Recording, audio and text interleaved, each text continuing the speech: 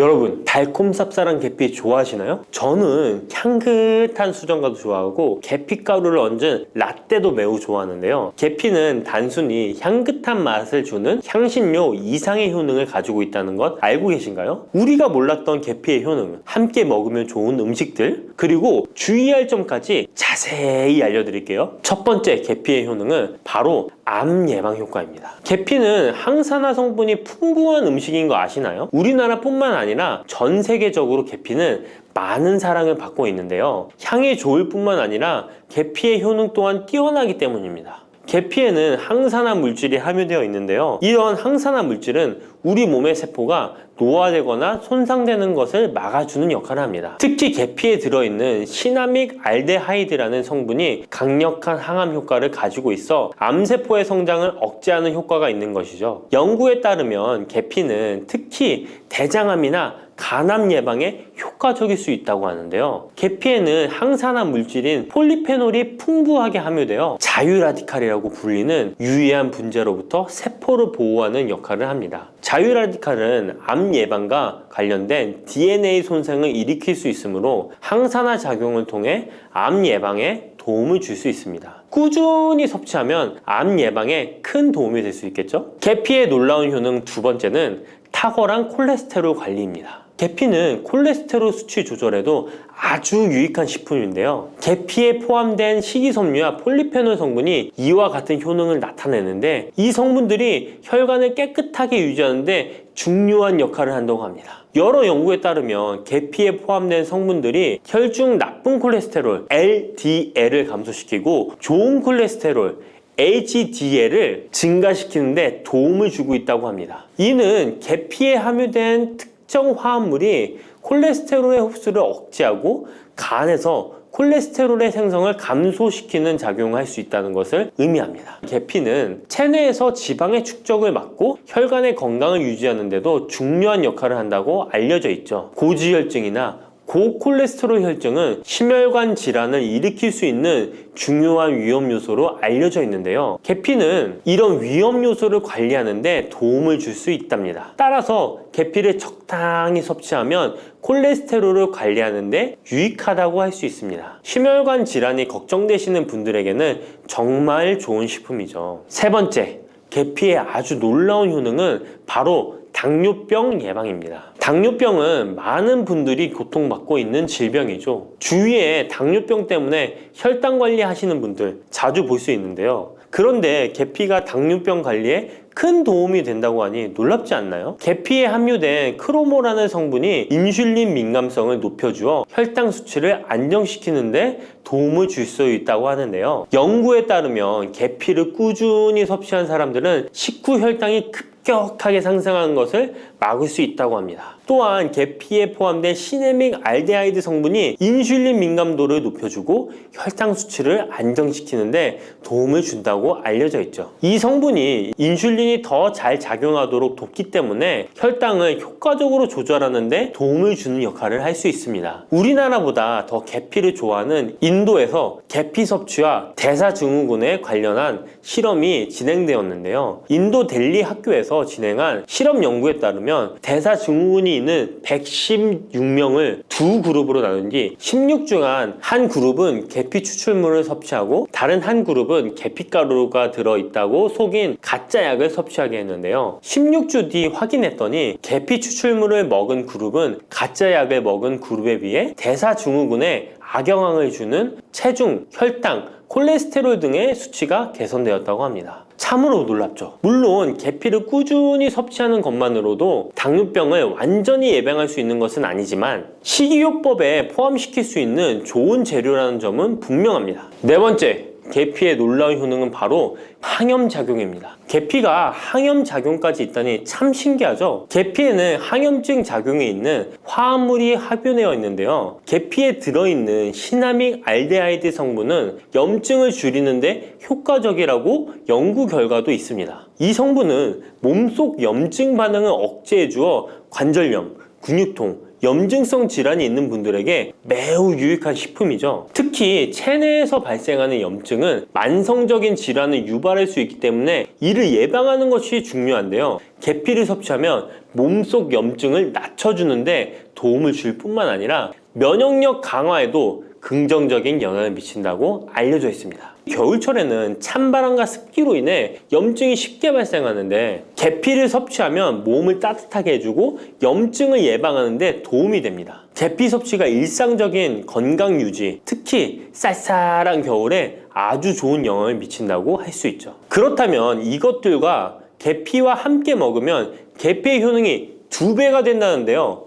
계피와 함께 먹으면 더 좋은 음식은 무엇일까요? 바로 알려드릴게요. 계피와 함께 먹으면 좋은 음식, 첫 번째는 요거트입니다. 계피를 요거트와 함께 먹으면 정말 맛있고 건강에도 좋다는 거 아시는 분 있나요? 혹시 그릭 요거트나 프로바이오틱스 같은 단어들 들어보셨죠? 요거트에는 단백질, 칼슘, 프로바이오틱스 등의 영양소가 풍부하게 함유되어 있는데요. 요거트는 발효식품으로 몸에 좋은 프로바이오틱스가 풍부해서 장 건강에 도움을 주는데 계피와 요거트를 함께 섭취하면 서로 시너지 효과를 낼 수 있습니다. 그리고 계피의 항염작용과 혈당 안정 효과가 더해져서 건강을 더욱 향상시킬 수 있죠. 요거트에 계피를 넣으면 소화 기능을 개선하고 특히 요거트에 계피를 넣으면 체내 지방을 태우는데 도움이 되는 효과가 있어 요거트와 계피를 함께 섭취하면 소화를 돋고 체중 관리에도 매우 좋습니다. 그게 다가 아니죠. 계피의 매콤달콤한 향이 요거트와 잘 어울려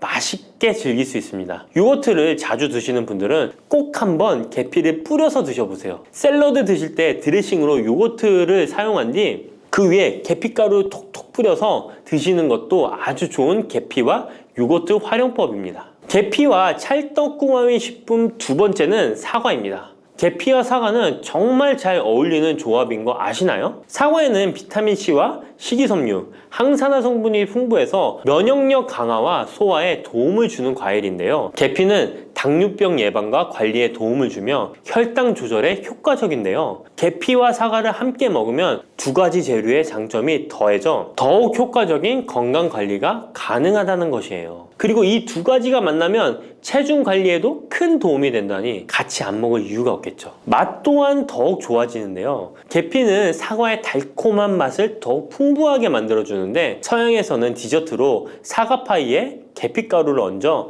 향긋하게 즐기는 게 유명하죠. 같이 섭취할 때는 사과에 계피를 뿌려서 간단히 먹거나 사과를 얇게 썰어 계피를 뿌려 먹으면 더욱 맛있고 건강한 간식이 될 수 있다는 것 기억해 주세요. 세 번째, 계피와 먹으면 좋은 음식은 바로 커피입니다. 계피와 커피는 정말 좋은 궁합을 자랑한다는 거 아셨나요? 커피는 카페인 덕분에 활력을 주는 음료인데요. 커피의 쓴맛이 사람마다 호불호가 갈릴 수 있습니다. 그런데 계피를 커피에 넣으면 그 쓴맛이 부드럽게 변화하면서 더 풍부하고 깊은 맛을 느낄 수 있는데요. 계피가 커피의 쓴맛을 부드럽게 감싸주기 때문에 커피를 마시는 동안에 입안에 더 부드러운 느낌을 주게 되는 것이죠. 계피는 항염증 효과와 항산화 효과가 뛰어나서 커피와 함께 마시면 건강 효과도 한층 더 올라가는데요. 커피 자체에도 많은 항산화 물질이 포함되어 있는데 계피 역시 강력한 항산화 성분을 가지고 있기 때문에 둘을 합쳐 마시면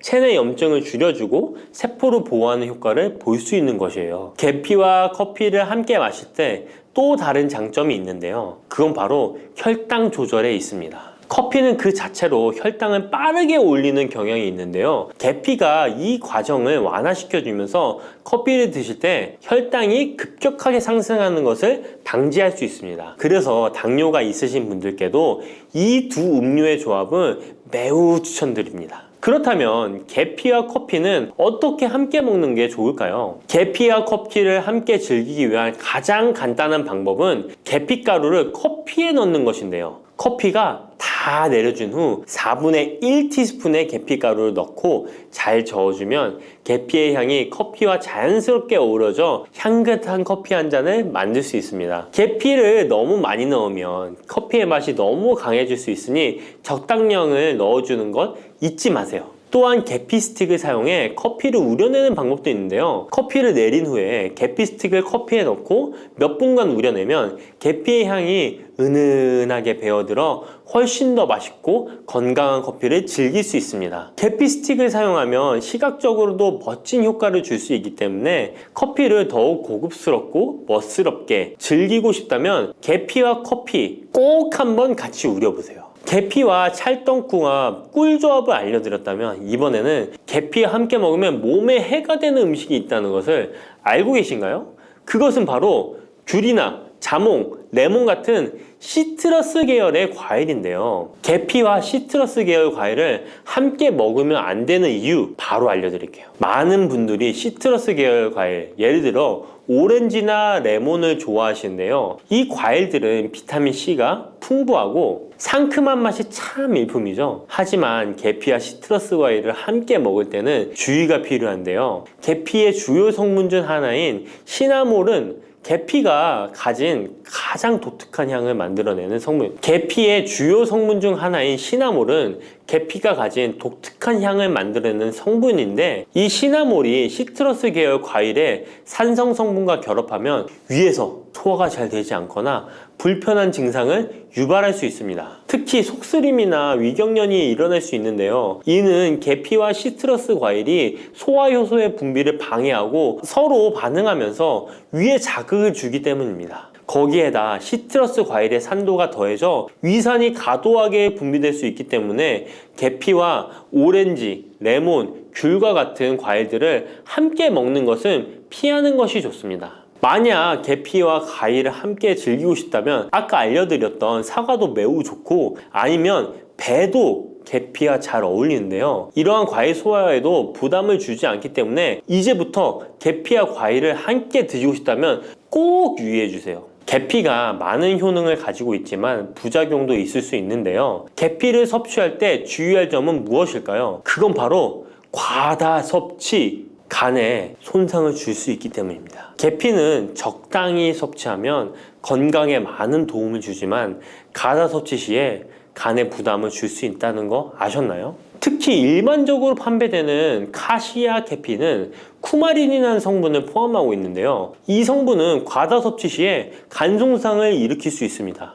쿠마린은 간 독성을 일으킬 수 있는 물질로 알려져 있기 때문에 계피를 과다하게 섭취하는 것은 최대한 피하는 것이 좋겠죠? 여기서 우리가 주로 섭취하는 계피가 카시아 계피인지 세이론 계피인지 헷갈리시는 분도 있으실 거예요. 둘의 차이점을 알려드릴게요. 일반 계피는 주로 카시아 계피인데요. 카시아 계피는 중국, 인도, 베트남 등의 아시아 지역에서 많이 재배됩니다. 이 계피는 맛이 더 강하고 매운맛이 나면서 향도 좀 더 진하죠. 가격도 비교적 저렴해서 국내 유통되는 계피는 대부분 이 카시아 계피입니다. 세이론 계피는 주로 스리랑카, 인도의 일부 지역에서 자주 자생하는데요. 이 세이론 계피는 쿠마린의 함량이 매우 적답니다. 그래서 세이론 계피는 일반 계피보다 상대적으로 많이 섭취해도 건강에 부담이 적다는 것이죠. 세이론 계피는 향도 더 섬세하고 가벼운 느낌을 준다는 건데요. 세이론 계피는 더 희귀하고 가격이 비싸고 고급 계피로 취급되며 주로 건강식품이나 고급 요리에 사용됩니다. 앞서 말했듯이 우리가 쉽게 구할 수 있는 계피는 카시아 계피인데요. 그래서 섭취할 때는 보통 하루에 1에서 2g 정도 섭취하는 것이 안전한 양으로 권장되고 있고, 과다 섭취로 계피의 부작용을 경험하고 싶지 않으시다면 계피를 섭취할 때는 적당량을 지키는 것이 중요합니다. 꼭 기억해 주세요. 물렁한 복숭아 좋아하세요? 아니면 딱딱한 복숭아 좋아하세요? 사람들마다 본인이 좋아하는 복숭아의 종류가 따로 있죠. 백도, 황도, 천도, 요즘엔 신비 복숭아라는 것도 인기가 참 많은 것 같습니다. 냉장고에 뒀다 먹으면 달콤하고 부드럽고 향긋한 복숭아는 참 맛이 좋은데요. 여름철 대표 과일 중 하나인 복숭아도 함께 먹으면 의사들도 놀란 만큼 몸에 좋은 음식도 있고, 또 복숭아도 잘못 드시면 우리 몸에 독이 될 수도 있습니다. 달콤한 과일인 복숭아는 당뇨 있는 분들이 꺼려하는 과일 중에 하나이기도 하는데요. 이 복숭아도 올바로 알고 드시면 당뇨가 있는 분들에게도 보약이 될 수 있습니다. 지금부터 복숭아와 함께 먹으면 보약이 되는 음식, 그리고 복숭아 드실 때 주의할 점과 복숭아의 효능까지 모든 것 알려드릴게요. 여름 과일의 여왕이라는 별명을 가진 복숭아는 더운 날씨에 다양한 영양소와 수분이 많아서 피로 해소와 식욕 증진에 도움을 줄 수 있습니다. 특히 복숭아에는 우리 몸에 흡수가 빠른 각종 당류와 수분, 비타민, 구연산 무기질 등이 풍부하게 함유되어 있어 더위에 지친 몸에 활력을 불어넣어주며 수용성 식이섬유인 펙틴과 폴리페놀의 함량도 높아서 혈관 건강에도 좋은데요. 펙틴은 혈중 콜레스테롤 수치를 낮추는 데 도움을 주기 때문에 각종 심혈관 질환 예방에 도움이 됩니다. 또한 복숭아에 함유된 칼륨 성분은 나트륨 배출을 촉진하고 혈압을 낮추는 데 도움을 주기 때문에 고혈압, 동맥경화 등을 예방하는 데 도움이 됩니다. 풍부한 식이섬유는 장 건강에 좋은 역할을 주는데요. 소화를 촉진하고 배변의 양을 늘려 규칙적인 배변 활동에 도움을 주기 때문에 변비뿐만 아니라 장 건강 증진에도 도움이 됩니다. 특히 수용성 식이섬유는 장내 유익항균의 먹이가 되어 장내 환경을 개선하는 데 도움을 주어 장 건강과 면역력 증진에도 놀라운 효능을 발휘합니다. 또한 수용성 식이섬유는 위염, 위궤양을 예방하기도 합니다. 복숭아의 달콤함 때문에 당뇨가 있는 분들은 복숭아 먹기가 꺼려지시잖아요. 이제부터는 걱정 말고 드실 수 있을 거예요. 우선 복숭아는 달콤한 맛에 비해 혈당 지수와 혈당 부하 지수가 낮다는 사실 모르셨죠? 복숭아의 혈당 지수는 30에서 50 정도로 낮은 편입니다. 그리고 복숭아 100g, 복숭아 반쪽 정도를 먹었을 때 혈당 부하 지수는 3에서 5 정도로 낮답니다. 그렇기 때문에 당뇨가 있는 분들도 단단한 복숭아를 적당량 먹는다면 혈당에 큰 부담을 주지 않습니다. 게다가 복숭아는 다양한 항산화 성분이 풍부해서 당뇨 관리와 합병증 예방에도 도움이 됩니다. 특히 폴리페놀 성분은 인슐린 저항성을 개선하고 혈당 조절에 도움을 줍니다. 복숭아의 당뇨에 대한 효과는 연구 결과로도 입증되었는데요. 대한영양사협회에서 발표한 연구에 따르면 제2형 당뇨병 환자들이 12주 동안 하루에 200g 복숭아를 섭취했을 때 공복 혈당과 당화혈색소 수치가 감소했다고 밝히고 있습니다. 이 연구 결과는 복숭아가 당뇨 관리에 실질적인 도움이 된다는 걸 보여주고 있습니다. 다만 모든 복숭아가 당뇨에 좋은 건 아닙니다. 물렁한 복숭아는 좋지 않습니다. 조직이 단단해요. 체내에 소화되고 흡수되는 속도가 느린 딱딱한 복숭아를 드시는 것이 좋습니다. 단단한 복숭아를 드실 때 혈당이 급격하게 오르는 것을 막아줄 수 있습니다. 반면에 너무 물렁하고 당도가 높아 보이는 복숭아는 위험할 수 있습니다. 이런 물렁한 복숭아는 부드럽고 금방 소화되기 때문에 혈당을 급격하게 치솟게 만들 수 있습니다. 당뇨 환자의 혈당 관리에는 정말 치명적일 수 있어요. 혹시 복숭아 껍질을 함께 드시나요? 아니면 껍질은 버리고 부드러운 과육만 드시나요? 사실 복숭아 껍질에는 과육보다 무려 5배나 많은 식이섬유가 들어있습니다. 이 식이섬유는 당뇨 관리에 정말 중요한 성분입니다. 식이섬유가 풍부한 식품은 혈당 상승을 억제하고 인슐린 감성을 높여준답니다. 그래서 당뇨가 있는 분들은 복숭아를 껍질째 드시는 것이 좋습니다. 복숭아 껍질의 효과는 이미 여러 연구를 통해 입증되었는데 한국식품연구원에서 발표한 연구 결과에 따르면 복숭아 껍질 추출물이 혈당을 내려주고 인슐린 저항성 개선에 효과가 있다고 보고하기도 했습니다. 껍질에 풍부한 폴리페놀과 식이섬유가 이런 효과를 나타낸 것입니다. 복숭아는 당뇨뿐만 아니라 항암 효과도 있는데요. 복숭아에는 폴리페놀, 카로티노이드 등 항산화 성분이 풍부하게 들어있어 바람의 원인인 활성산소를 제거해주기 때문입니다. 이런 효능으로 각종 암 예방에 도움이 됩니다. 또한 복숭아에 함유된 클로로겐산과 네오클로로겐산은 정상세포에는 영향 없이 유방암세포의 성장을 억제하는 효과가 있으며 미국 워싱턴 주립대학교 연구팀에 따르면 생쥐를 대상으로 한 실험에서 복숭아 속에 화합물질이 유방암세포의 성장과 확산을 억제하는 효능이 있는 것으로 나타났다고 합니다. 복숭아를 먹으면 안색이 좋아지고 피부 미용에도 좋아 미인이 된다는 말이 있는데요. 실제로 농촌진흥청에서 실험한 결과에 따르면 복숭아 추출물이 멜라닌 색소의 형성을 막는 데 도움을 주기 때문에 피부 미백에 효능이 있다고 보고되었습니다. 또한 복숭아에는 폴리페놀, 베타카로틴, 비타민 등이 풍부하게 함유되어 있어 노화의 원인인 활성산소를 제거해 주어 노화 방지에 도움이 된답니다. 복숭아는 수분의 함량이 높아 여름철 지친 피부에 수분 공급을 도와 피부의 활력을 높이는 데에도 탁월한 효능을 발휘합니다. 또한 복숭아는 신경을 안정시켜 주는데 도움이 됩니다. 성분이 들어있어 불면증, 불안감 등을 줄여주고 풍부한 마그네슘은 스트레스와 불안 해소를 돕고 과도한 흥분으로부터 신경계를 진정시켜주는 효과가 있습니다. 복숭아에 들어있는 구연산, 아스파라긴산,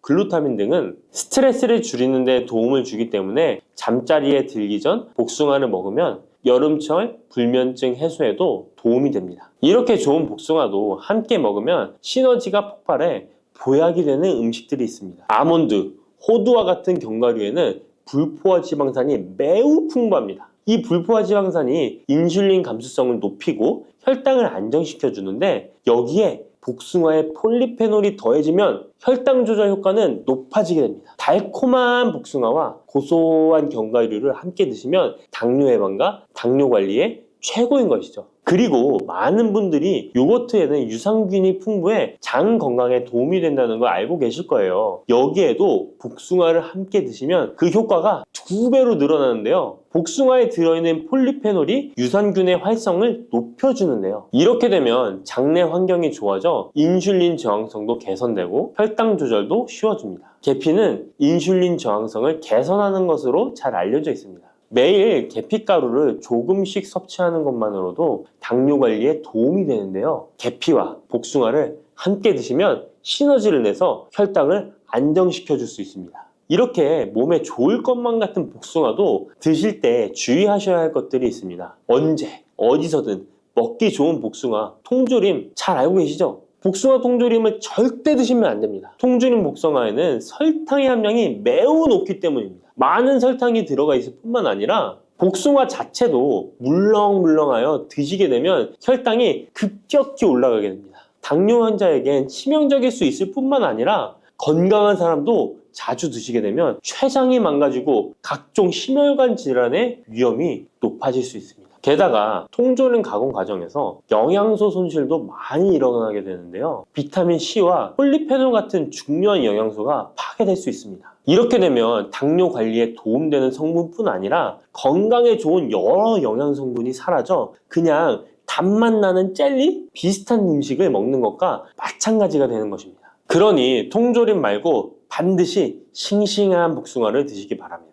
또한 복숭아에도 부작용이 있는데요. 복숭아 알러지 많이 들어보셨죠? 복숭아 알러지가 있거나 복숭아를 먹었을 때 두드러기, 호흡곤란, 설사, 발작 등의 증상이 발생한다면 복숭아는 피하는 것이 좋습니다. 또한 복숭아는 식이섬유의 함량이 높아서 과도하게 많이 먹게 되면 설사, 복통 등의 부작용이 발생할 수 있으니 과다 섭취는 피하시기 바랍니다.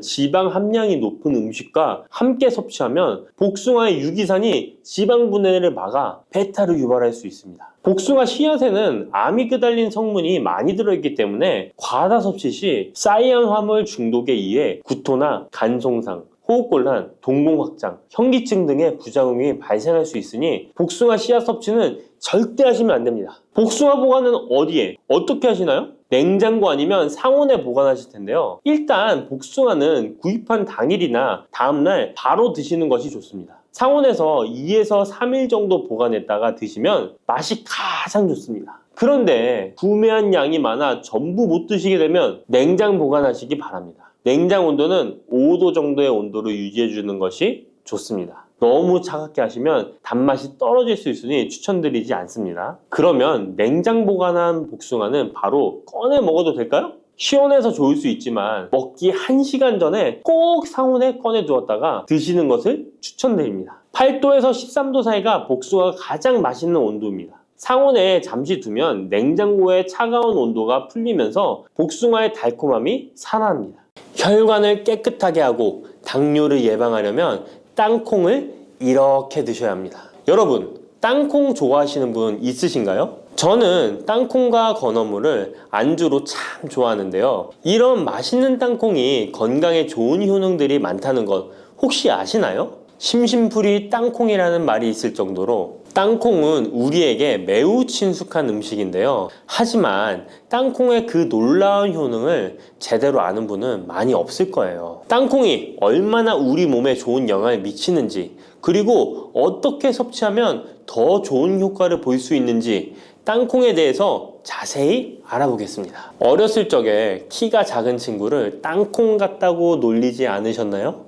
작은 땅콩 한 알에는 단백질, 지방, 탄수화물, 식이섬유는 물론 비타민 E, B군, 칼륨, 마그네슘, 철분, 폴리페놀, 폴라보노이드, 레스베라트롤 등 여러 가지 몸에 좋은 영양소가 매우 풍부하게 들어있는데요. 이렇게 영양이 풍부하고 맛도 고소한 땅콩의 놀라운 효능 7가지 바로 소개해 드릴게요. 땅콩의 놀라운 효능 첫 번째는 심혈관 질환 개선입니다. 미국 심장학회에서 땅콩을 추천 음식으로 소개한 것 알고 계신가요? 땅콩의 크기는 작지만 땅콩 안에 들어있는 영양소는 결코 작지 않습니다. 땅콩은 불포화 지방산을 많이 함유하고 있고, 특히 땅콩에 함유된 모노불포화 지방산과 다불포화 지방산은 나쁜 콜레스테롤인 LDL 수치를 낮추고 좋은 콜레스테롤인 HDL을 높이는 데 도움이 됩니다. 또한 땅콩에 함유된 단일 불포화 지방산은 혈중 콜레스테롤 수치를 낮추는 데 도움을 주는데요. 혈중 콜레스테롤이 낮아져 심장 건강을 지키는데 매우 좋은 작용을 하는 것이죠. 또한 땅콩은 불포화 지방산이 풍부하고 비타민 E가 풍부하게 들어있어 심혈관 건강에 도움을 주고 혈관을 보호하며 혈액순환과 동맥경화증을 예방하고 심장 질환의 위험을 줄여줍니다. 또한 땅콩은 마그네슘, 칼륨, 식이섬유와 같은 심혈관 건강에 중요한 영양소를 함유하고 있어 혈압을 조절하고 혈관을 건강하게 유지하는 데 도움을 준다는 것 꼭 기억해 주세요. 땅콩의 놀라운 효능 두 번째는 뇌 건강에 도움을 주는 것입니다. 땅콩에는 레시틴과 비타민 E가 들어있는데요. 이 성분들은 뇌세포를 보호하고 뇌 건강을 유지하는 데 중요한 역할을 합니다. 특히 땅콩은 기억력과 집중력 향상에 도움이 될 수 있어 중년과 노년층에게 매우 유익한 음식이라는 것 아시나요? 땅콩이 함유된 비타민 E, 폴리페놀, 특히 레스베라트롤 등 강력한 항산화 성분은 뇌 건강에 도움을 줍니다. 이러한 항산화 성분은 뇌에서 발생할 수 있는 산화 스트레스를 줄여주며 이는 신경세포를 보호하고 뇌 기능을 향상시키는 기능도 해준답니다. 또한 땅콩은 불포화 지방산, 특히 오메가3 지방산을 포함하고 있어 뇌 기능을 개선하고 치매와 같은 뇌 질환을 예방할 수도 있는데요. 특히 불포화 지방산은 뇌세포의 구성 성분으로 중요한 역할을 하며 뇌신경 전도 속도를 높여 기억력과 합승 능력을 향상시킬 수 있습니다. 땅콩의 효능 정말 놀랍지 않나요? 아직 놀라기는 이른데요. 땅콩의 효능 세 번째는 체중 관리에 도움을 주는 것입니다. 땅콩은 단백질과 섬유질이 풍부해서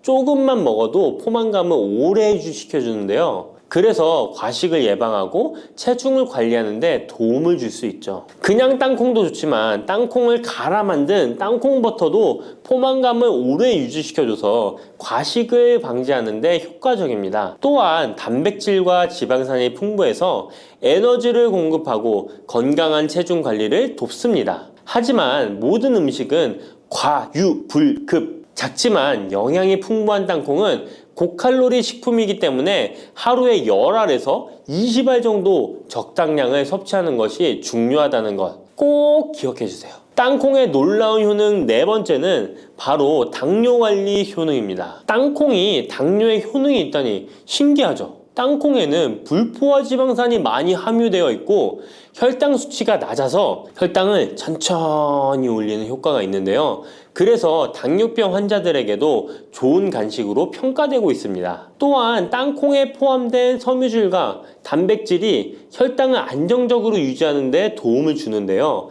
땅콩에 포함된 식이섬유 또한 혈당의 흡수를 늦추고 혈당 수치를 안정적으로 유지하는 데 도움을 준다는 것입니다. 뿐만 아니라 땅콩의 마그네슘과 비타민 B9는 인슐린 감수성을 향상시키는데 도움을 주고 이로 인해 땅콩은 당뇨병 예방 및 혈당 관리에 탁월한 식품으로 평가되고 있죠. 땅콩의 효능 정말 놀랍지 않나요? 아직 안 끝났습니다.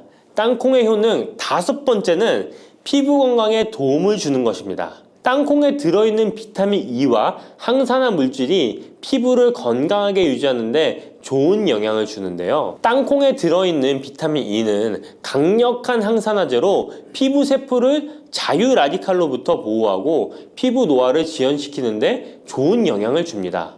이 성분은 피부의 탄력을 유지하고 주름을 예방하는 데 효과적이며 피부 노화를 방지하고 염증을 줄이며 피부를 매끄럽고 촉촉하게 만들어줍니다. 그래서 땅콩은 아름다운 피부를 위한 좋은 식품이죠. 그리고 땅콩에 포함된 불포화 지방산, 특히 올레산과 리놀렌산은 피부의 수분 유지를 도와 피부가 건조해지지 않도록 하며 염증을 줄여 피부 트러블을 완화하는 데 도움을 줄 수 있습니다. 뿐만 아니라 땅콩에는 아연이 포함되어 있어 피부 회복에 중요한 역할을 합니다. 땅콩에 함유되어 있는 아연은 상처 치유를 돕고 여드름과 같은 피부 문제를 개선하는 데 놀라운 효능도 있습니다. 땅콩의 효능 6번째는 소화 건강에 도움을 주는 것입니다. 땅콩에는 식이섬유가 풍부해 소화 시스템에 좋은 영향을 주는데요. 식이섬유는 장의 움직임을 촉진시켜 변비를 예방하고 장내 유익한 미생물의 활동을 도와줘서 장 건강에 매우 좋은 환경을 만들어줍니다. 또한 땅콩에 포함된 불용성 섬유는 특히 장을 자극해 배변을 원활하게 하고 장의 건강을 유지하는 데 중요한 역할을 하는데요. 이 섬유는 장에서 물을 흡수하여 변을 부드럽게 만들어줍니다. 땅콩의 놀라운 효능 7번째는 좋은 단백질과 건강한 지방 섭취에 좋은 공급원입니다. 땅콩은 고기나 다른 동물성 단백질에 비해 지방이 적고 채식주의자나 비건이 단백질을 섭취할 때 아주 유용한 대체 식품이 될 수 있는데요. 100g의 땅콩은 약 25에서 30g의 단백질을 함유하고 있다는 것 아시나요? 우리가 흔히 좋은 단백질 공급 식품이라고 생각하는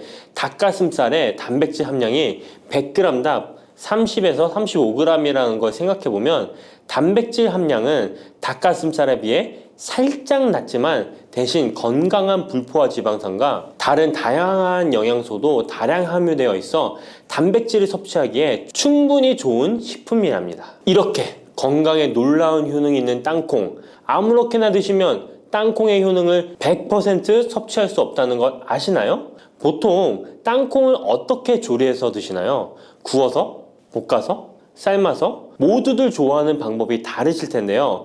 생땅콩을 먹는 것이 가장 좋다라고 들으신 분들도 있으실 거예요. 과연 땅콩을 가공하지 않고 생으로 먹는 것이 가장 좋은 방법일까요? 정답은 아니오입니다. 생땅콩에는 독성이 있을 수 있는 물질인 아플라톡신이 포함되어 있을 수 있기 때문에 이를 피하기 위해서는 반드시 충분히 익혀 먹어야 하는데요. 볶거나 구운 땅콩은 아플라톡신을 제거할 수 있어 안전하게 섭취할 수 있지만 그보다는 땅콩을 삶아서 먹는 것이 더 건강에 좋다는 것 알려드릴게요. 땅콩을 삶았을 때 더욱 건강에 좋은 이유 몇 가지가 있는데요. 바로 알려드릴게요. 첫 번째, 삶은 땅콩은 볶은 땅콩에 비해 항산화 성분이 더 많습니다. 볶을 때 일부 항산화 성분이 파괴될 수 있고 또한 땅콩의 껍질에는 폴리페놀과 레스베라트롤이 풍부하게 함유되어 있기 때문에 땅콩을 볶은 뒤 버리는 껍질은 이런 몸에 유익한 성분들을 섭취할 수 없기 때문입니다. 두 번째, 삶은 땅콩은 과일산이 더 적고 식이섬유도 풍부한데 이로 인해 소화가 더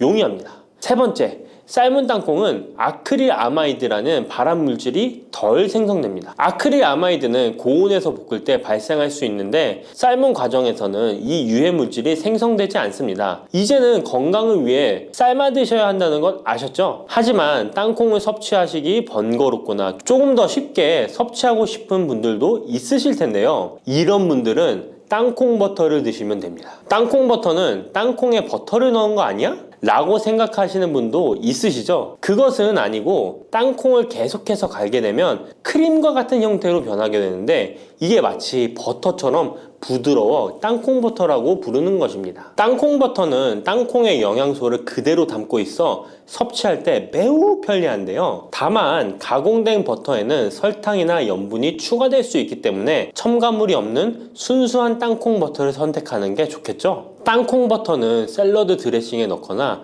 통밀빵에 발라 먹으면 더욱 맛있고 건강하게 섭취할 수 있습니다. 맛도 좋고 건강에도 좋은 땅콩, 이렇게 좋은 땅콩도 섭취하실 때 몇 가지 주의할 점이 있다는 것 알고 계신가요? 땅콩을 섭취할 때 주의할 점들 알려드릴게요. 땅콩 섭취 시 유의할 점 첫 번째는 알레르기입니다. 땅콩 알레르기 있는 분은 절대 땅콩을 드시면 안 되는데요. 땅콩은 알레르기를 일으킬 수 있는 대표적인 식품이기 때문에 본인이 알레르기가 있는 걸 인지하시는 분이라면 절대 피하셔야 합니다. 땅콩 알레르기는 가벼우면 목, 혀의 가려움이나 발진 등이 일어날 수 있는데요. 만약 알레르기 증상의 정도가 심하다면 호흡곤란, 혈압저하, 아나필락시스 등 매우 심각한 반응을 일으킬 수 있으므로 알레르기 반응이 있다면 즉시 땅콩 섭취를 중단하시고 의사와 상담받는 것이 필요합니다. 또한 땅콩이 들어간 음식이 아니어도 전에 같은 조리기구를 사용해서 만든 요리도 땅콩의 성분이 남아있을 수 있어 알레르기가 있는 사람에게는 위험할 수가 있는데요. 알레르기가 있는 분은 꼭 땅콩이 들어갈 수 없는 환경에서 조리가 된 건지 확인하는 게 중요합니다. 땅콩을 섭취할 때 유의사항 두 번째는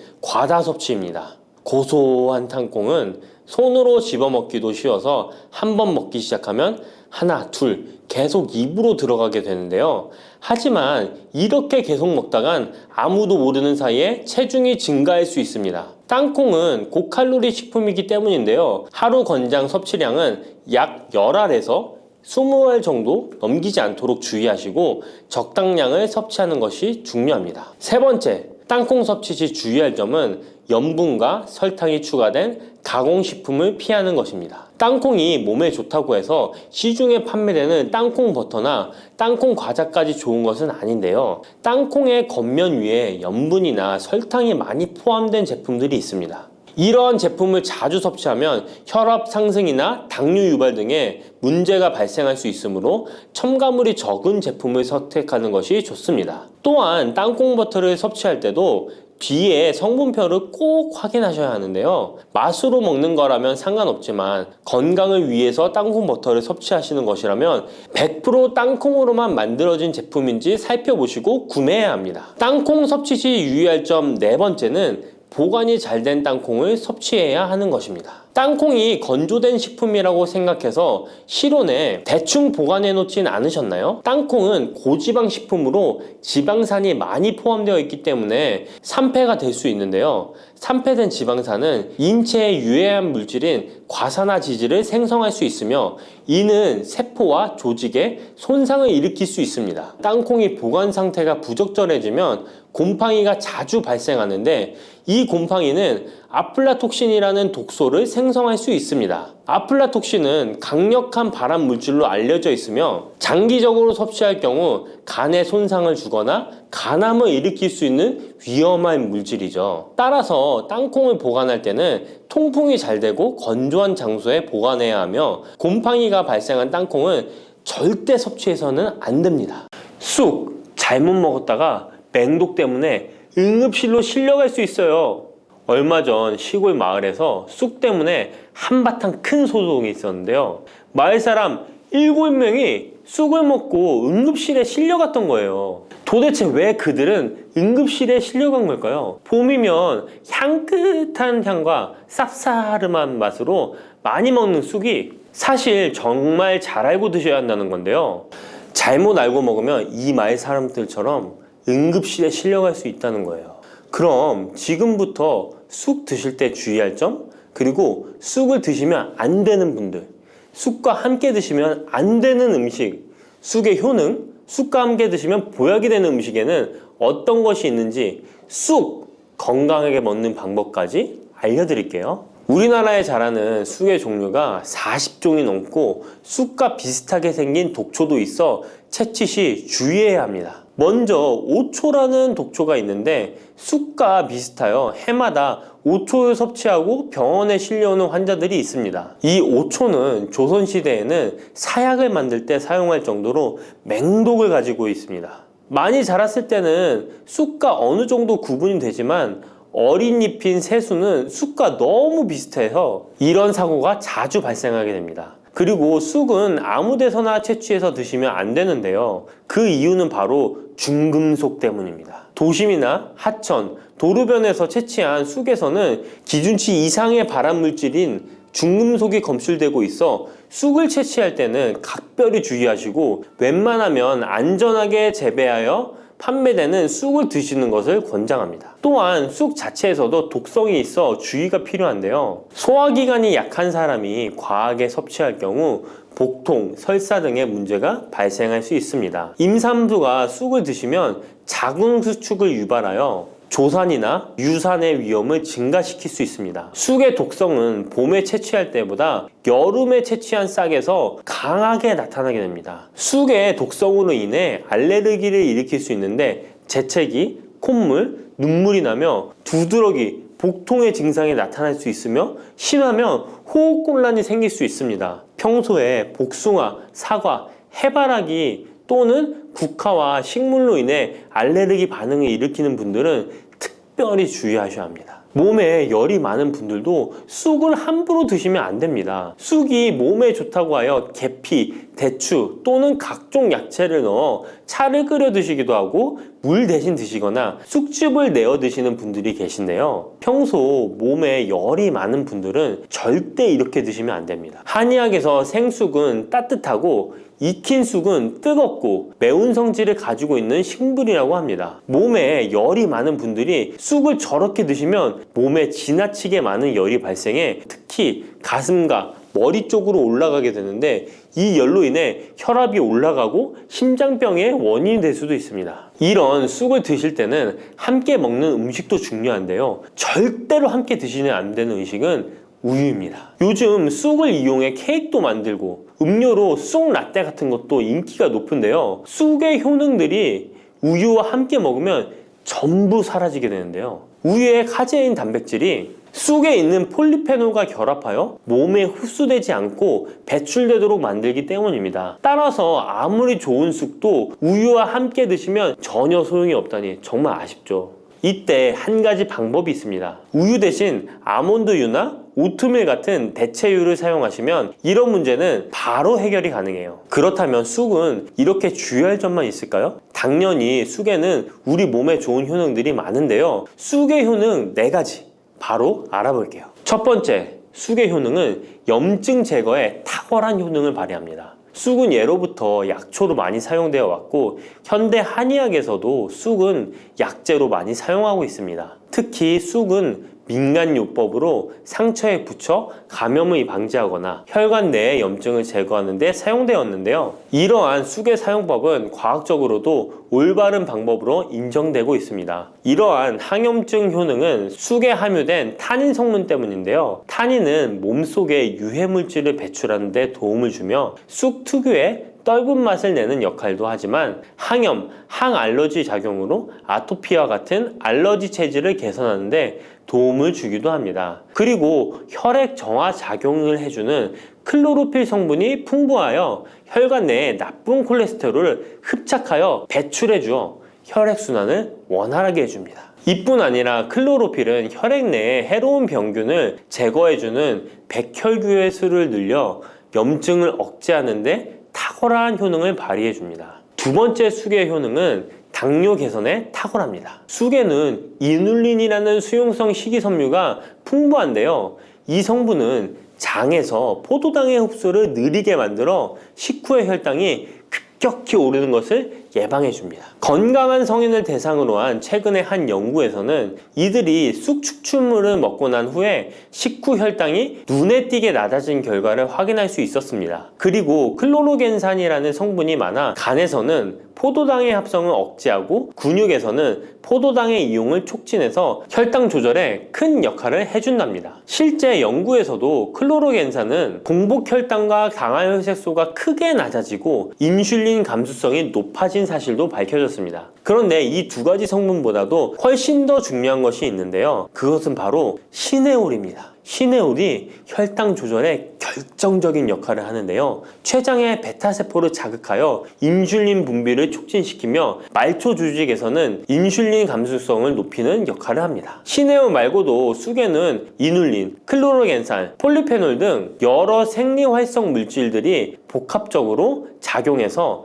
당뇨를 개선하는 효과를 나타내는 것이랍니다. 세 번째 쑥의 효능은 몸을 따뜻하게 해주는 역할입니다. 당뇨 개선에도 도움을 주는 시네올은 특유의 향을 내며 몸을 따뜻하게 해주는 효과가 있습니다. 시네올은 혈액순환을 촉진하고 면역력을 강화하는 데 도움을 주는데요. 특히 손발이 찬 수족냉증을 개선하는 데 효과적이며 신진대사를 원활하게 해주어 생리통, 생리불순 등의 여성 질환을 완화시키는 데에 큰 역할을 해줍니다. 쑥의 따뜻한 성질이 혈액순환을 촉진시키고 자궁의 기능을 강화해주기 때문이랍니다. 네 번째 쑥의 효능은 장을 건강하게 하여 변비를 예방하고 소화불량을 해결하는 데 도움을 주는 것입니다. 쑥에는 시금치보다 무려 3배나 많은 식이섬유를 가지고 있어 장 운동을 촉진하고 변비 및 숙변 제거에 탁월합니다. 또한 시네올은 위장 점막의 염증을 완화하고 위장 내 유해균을 제거하여 소화장애를 예방하는 데 도움을 줍니다. 그리고 쑥에 함유된 비타민 A는 장내의 점막을 보호하여 장 건강을 유지하는 데 도움을 주며 항산화 작용에 뛰어난 비타민 C는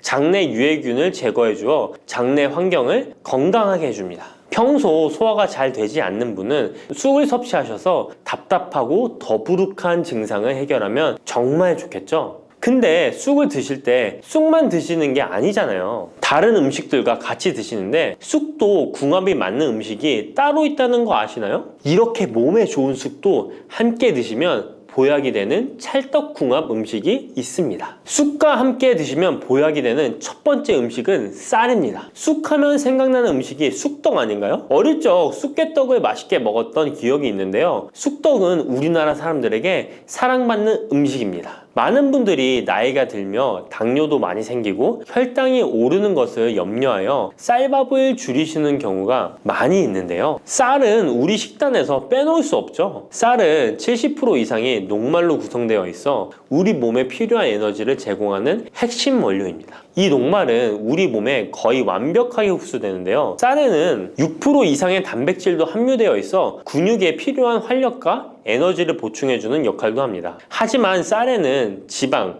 식이섬유, 미네랄, 비타민이 다소 부족하다는 단점이 있는데 쑥과 함께 드시면 이런 문제는 바로 해결됩니다. 쑥은 칼슘이 풍부하여 뼈를 튼튼하게 할 뿐만 아니라 많은 비타민을 갖고 있어 쌀의 부족함을 채워줍니다. 두 번째, 쑥과 함께 드시면 보약이 되는 음식은 브로콜리입니다. 쑥과 브로콜리를 함께 드시면 염증과 항암에 놀라운 효능을 갖게 되는데요. 브로콜리는 건강에 좋은 채소라는 사실은 이미 잘 알고 계실 거예요. 그런데 쑥과 함께 드시면 그 효과는 폭발적으로 향상되는데요.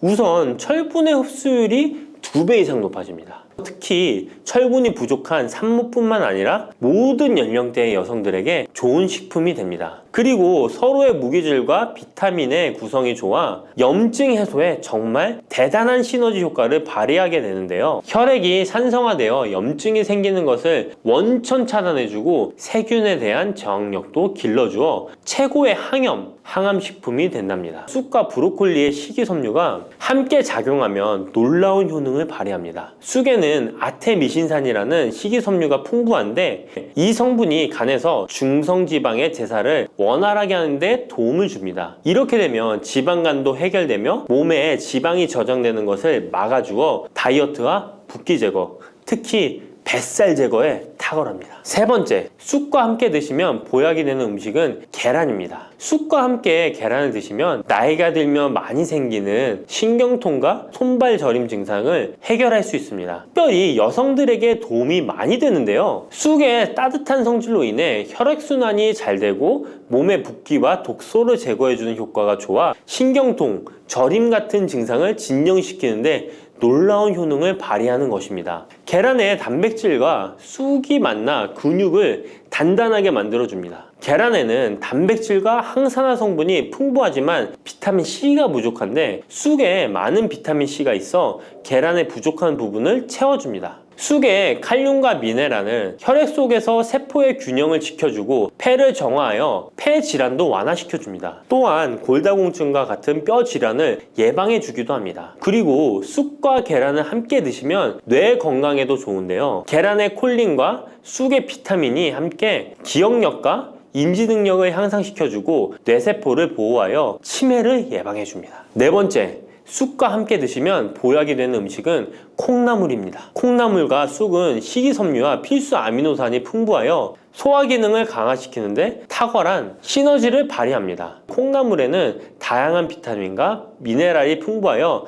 자연적인 비타민 보충제 역할을 합니다. 콩나물에는 지방이 적지만 이를 쑥과 함께 섭취함으로써 체내의 염증을 줄이고 면역력 강화에 필요한 비타민 C와 비타민 E를 보충할 수 있습니다. 쑥과 콩나물을 함께 드시면 피부 건강에도 매우 유익합니다. 콩나물이 함유된 실리카와 쑥의 비타민이 함께 작용하여 피부 탄력과 보습을 개선할 뿐만 아니라 노화를 예방하니 정말 좋은 궁합인데요. 쑥과 함께 먹으면 좋은 음식은 이렇게 많은데요. 그렇다면 쑥은 어떻게 먹어야 건강하고 맛있게 먹을 수 있을까요? 쑥떡 같은 음식은 이미 잘 알고 계시죠? 쑥을 잘 세척하여 말린 다음에 가루로 만들어 두시면 여러 요리에 사용하기 편리하고 오랫동안 보관하기에도 좋아요. 요거트에 쑥가루를 섞어 드시면 혈당 관리와 더불어 장 건강에도 도움이 됩니다. 밥 지을 때 잡곡과 함께 쑥을 넣어도 좋고 쑥 부침개, 쑥 전병 등을 만들어 드셔도 맛과 향이 좋습니다. 계란물에 쑥가루를 넣어 계란말이를 해 드셔도 되고 계란찜이나 계란국에 쑥을 넣어 드셔도 됩니다. 계란찜이나 계란말이를 만들 때 브로콜리까지 넣어 드시면 건강에 더욱 좋은 음식이 된답니다.